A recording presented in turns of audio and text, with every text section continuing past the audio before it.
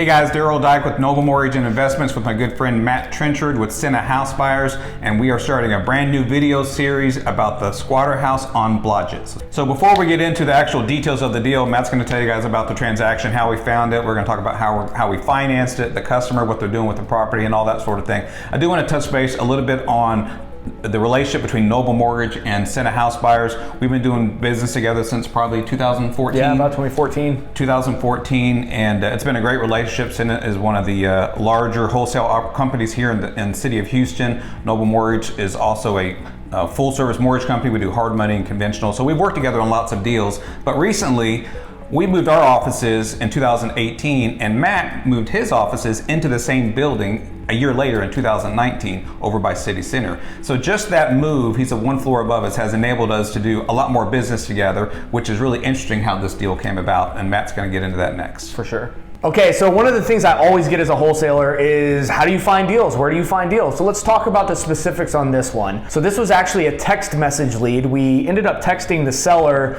I think it was in October of 2020. We followed up, and we didn't get it under contract until February of 2021. So all that time we've probably followed up with that guy 6 or 7 times. So we finally get under contract. This was a higher end deal. We're in the museum district, so this is a bigger deal. This isn't a cookie cutter one that a lot of people can take down. We actually were having trouble selling it, and as Daryl mentioned in the previous video, us being in the same building, I ran into your top loan officer, Chris Robichaux, or Roby as I like to refer to him as, and we were just catching up, and I mentioned that we have this deal we're struggling to sell.